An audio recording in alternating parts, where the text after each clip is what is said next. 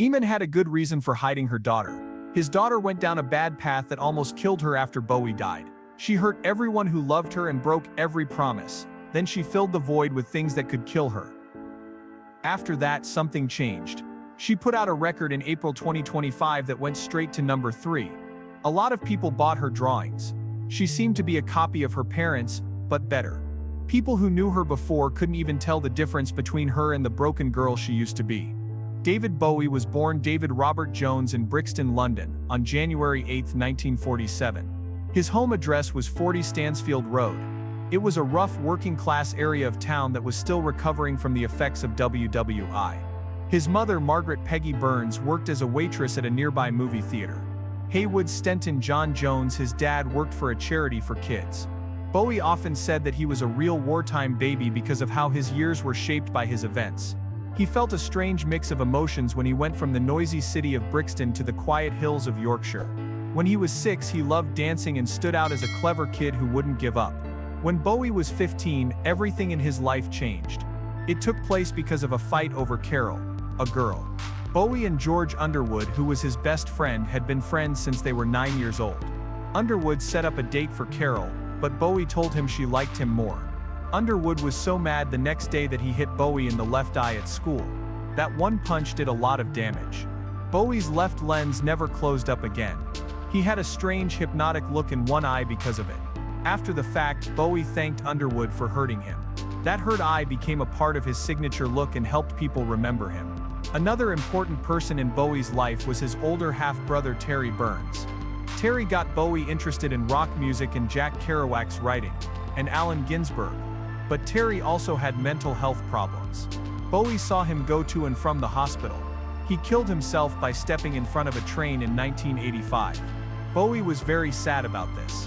After many years, Bowie wrote the song Jump They Say to deal with his grief and guilt. Bowie was supposed to get a normal job when he finished school at age 16. Losing Terry had a big effect on him and shaped the themes of loss and fear that ran through his work.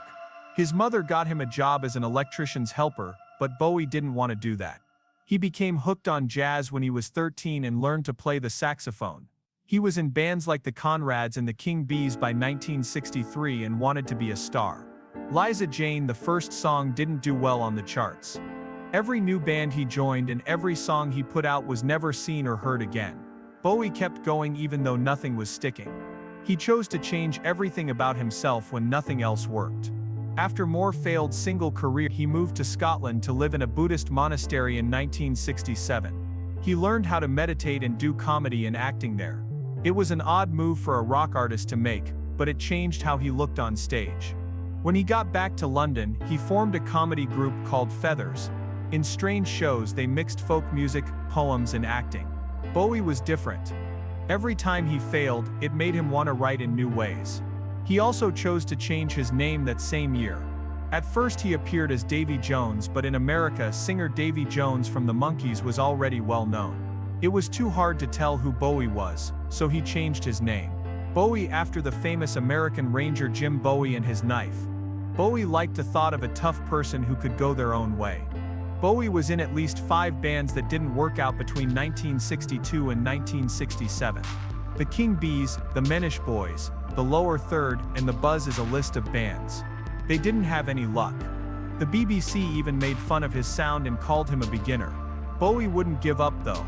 Most people would have given up when his first song Liza Jane didn't do well. Even years later, hundreds of copies that didn't sell sat in someone's garage until they were thrown away. Bowie didn't stop though. As things went wrong, they only made him more driven. In 1967, his first record with the same name didn't do well either. Bowie had nowhere to go after his record company fired him. At that point, his girlfriend suggested that they go see Lindsay Kemp's comedy show. Bowie didn't think Mime was funny, but Kemp played Bowie's record before his show. As a result, Bowie went. He changed because of what he saw. Kemp was bold and liked to act. Bowie began going to school. He learned how to move, put on outfits, and keep the crowd in line. Soon he was in Kemp's mime show Perrault in Turquoise, which was also known as the Looking Glass Murders. Bowie's strange side trip into mime would have an effect on every stage image he made after that. After years of failing, he finally had his big break. Bowie released Space Oddity on July 11, 1969, just a few days before people walked on the moon. The time was just right. The world was interested in space, and Bowie provided the music for it. Bowie's first real hit, Space Oddity, made it to number 5 on the UK lists. But there was still a chance of failure. The album didn't sell well, and neither did the next 6 tracks. Changes and other well-known songs didn't start out as hits. After David Bowie put out The Rise and Fall of Ziggy Stardust and the Spiders from Mars in 1972, things were never the same again. Ziggy was an alien rock star. He had bright red hair, clothes that sparkled, and a crazy energy that didn't follow any rules. Bowie was letting everyone know that this figure was gay and straight. He blurred the lines between men and women in a way that no one else had. He wore women's clothes on stage and in interviews and was very open about being gay. They were shocked and angry, but some people felt freer. That was important to fans because they saw someone who wasn't afraid to be himself. It changed not only rock music but also how people thought about who they were when it came out on June 16, 1972. Fashion went in a very different way because of it, as well as the LGBTQ+ movement. In 1975, Bowie changed into a new persona, the Thin White Duke. This figure was scary and showed up in station to station. Bowie was losing himself in the part. He was hooked on drugs, especially cocaine, and was taking up to 10 grams a day. He also ate strange things, mostly red peppers and milk. He didn't get much sleep, and his weight dropped to less than 100 pounds. The Duke was cold and mysterious, and he talked a lot about strange supernatural things. Bowie later said he didn't remember much about making the record. He talked about fascism and Nazi symbols in interviews, which he later said were caused by his drug use and anxiety. From late 1974 to 1976, Bowie was known as the Thin White Duke. He left Los Angeles for Berlin to clean up, but the damage to his image was already done. That loss went off the charts in May 1976. When Bowie got back to London's Victoria Station, he greeted fans from an open car. A picture of him with his arm raised led many to believe he was giving the Nazi salute. It was called the Victoria Station Incident. And people were furious, especially after he said things that supported fascism. Bowie said he wasn't trying to salute, he was just waving, but it was too late. He said some worrisome things, and old pictures of him with Nazi items made the story even worse. In the same year, Bowie told reporters that a Nazi boss would be good for Britain. In one talk, he also said that Adolf Hitler was one of the first rock stars. Both fans and reviewers were shocked. People protested and the Rock Against Racism movement grew because of it. Years later, Bowie would say sorry, saying that drugs and the Duke character were to blame. He had left that part of himself behind by 1977. In 1976, Bowie and Iggy Pop were stopped at the border between Poland and Russia while on tour in Europe. They had Nazi books in their bags, including one about Joseph Goebbels, which was found by guards. Bowie said they were for a movie project, but the news stories made him look like he supported the Nazis. The event took place at Brest on the border and added to his growing problems. It was one of the worst times of his career, and he didn't start to fix his image until he got sober in Berlin. Bowie had also lost some of his British fans with his album Young Americans, which came out in 1975. He switched from glam rock to soul and rock and bay and worked at Sigma Sound Studios with Luther Vandross and Carlos Alomar. Fame, which he wrote with John Lennon, was his first US #1 in July 1975. The title song got to number 28 on the US Billboard Hot 100. While Young Americans reached number 9 on the Billboard 200, it did not do as well with British reviewers. Some old fans also felt like he had turned his back on them. In later years, Bowie knew that the sound had upset some people even though it made him famous in the United States. He called it the squashed remains of ethnic music as it survives in the age of music rock. Some crazy stories came from Bowie's friendship with Lennon. Lennon is said to have made Bowie eat a 1,000-day-old egg cooked in horse pee while they were in Hong Kong in 1977. Bowie told GQ that it was the grossest thing he had ever eaten. At a restaurant, they were going to try monkey brains when someone recognized Lennon and asked them to come backstage. It is said that Lennon gave him the bad egg as a joke. People thought this story about Bowie was true because he told it so often. That trip had a lot of other strange things happen. Bowie also remembered that Lennon drank snake blood, which is a technique that can be seen in traditional Chinese medicine.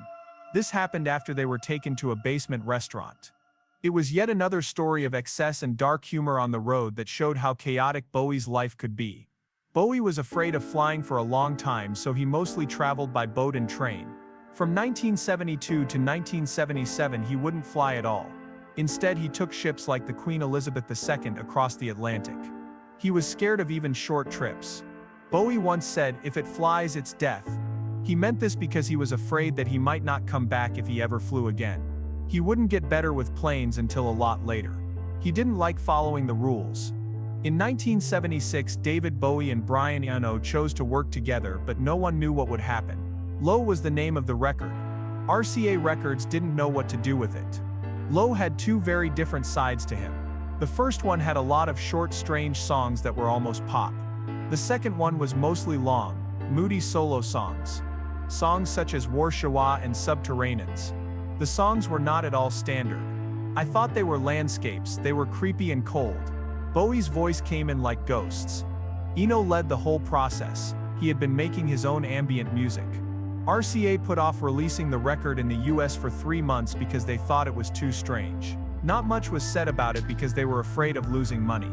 At first people in the US didn't get it, but in the UK it went to number 2. People slowly became aware of how brave it was. It wasn't just a record that Bowie and Eno were making.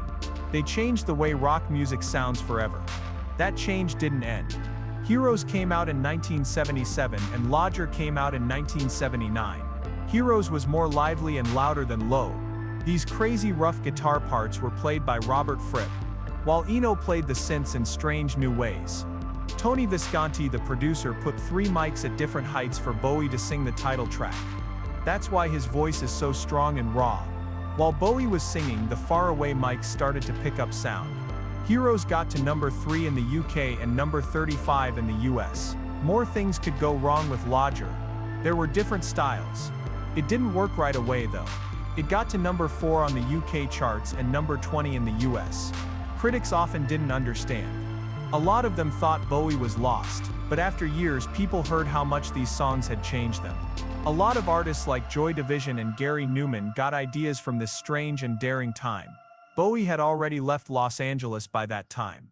He lived in a dark house on Doheny Drive starting in 1974. Coke had messed him up. He got by on milk, peppers, and being paranoid. He believed witches were going to take his soul. It was a bad time. After that, Bowie called LA. It was the worst place he had ever been. He was tired and scared by 1976. He probably got lucky when he moved to Europe with Iggy Pop. Those days were the worst of my life. He said that Berlin helped him hide. It still had the wall split in it and it felt heavy and tight.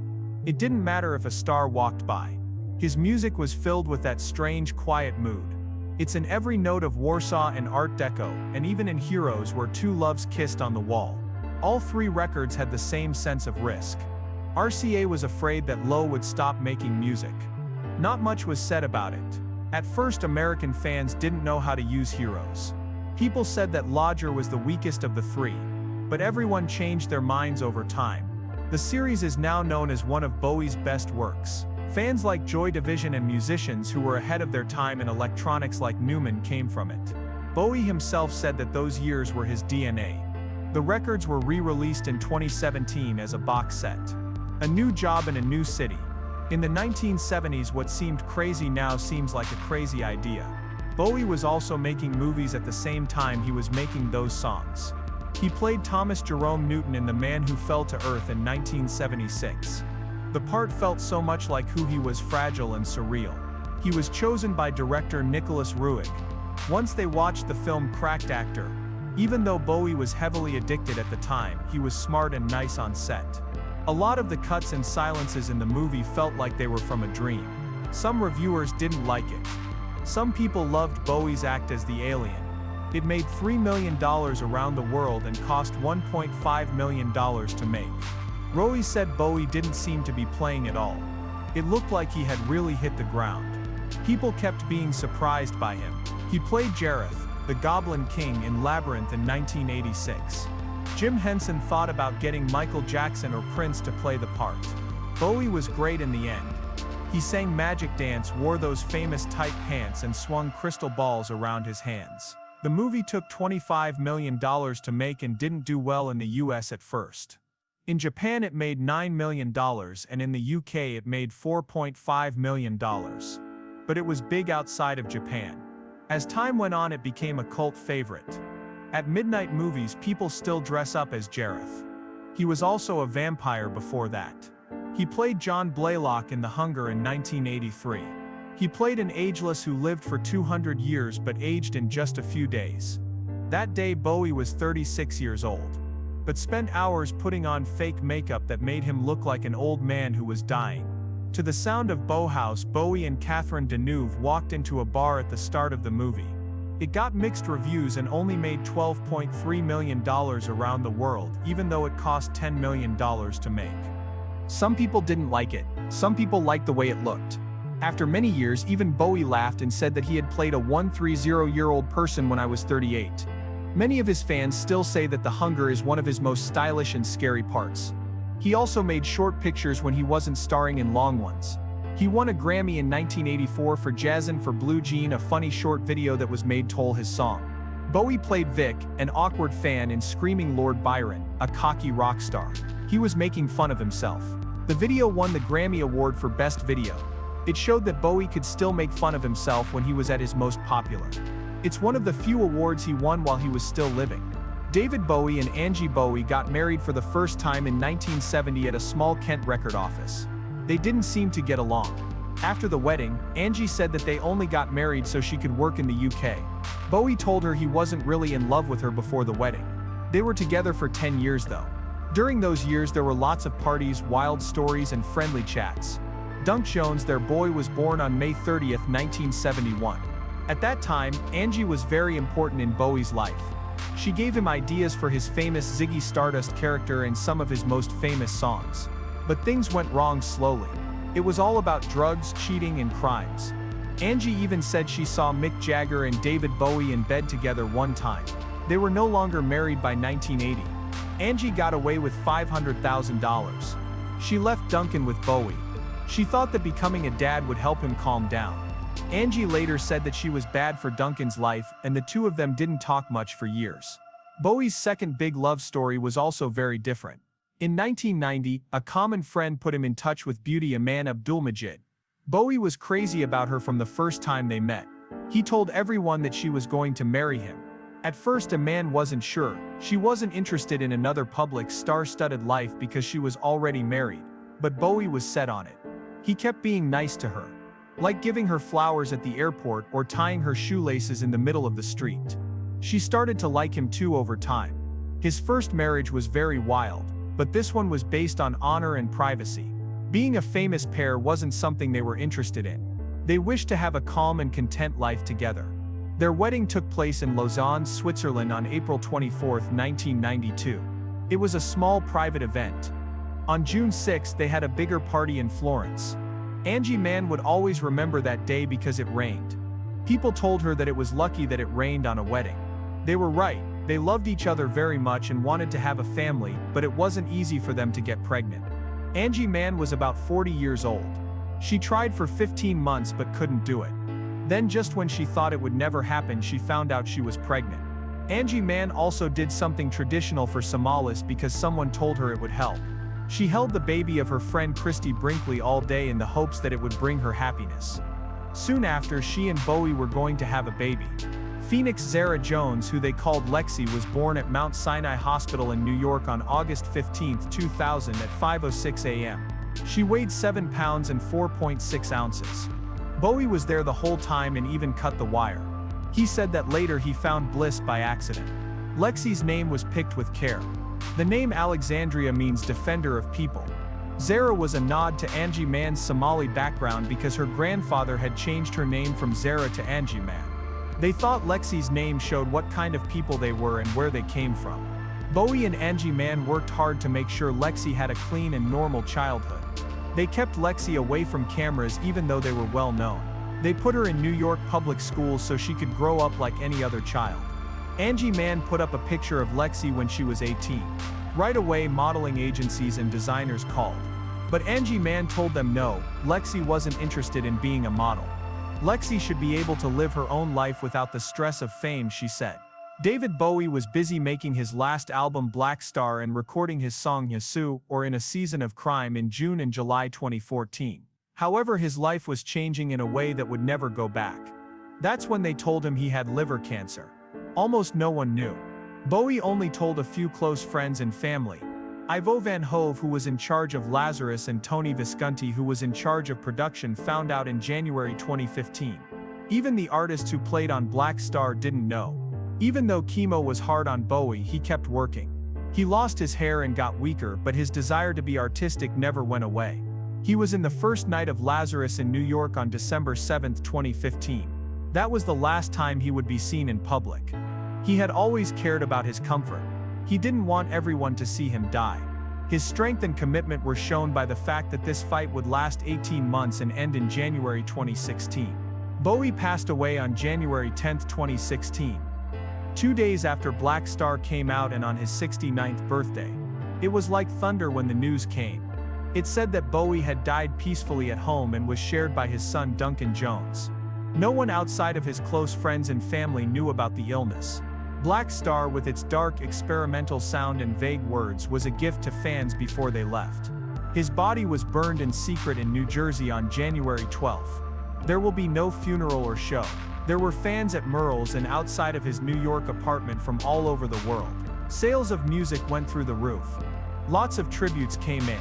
Bowie left behind such a huge body of work that it felt like a whole era had ended.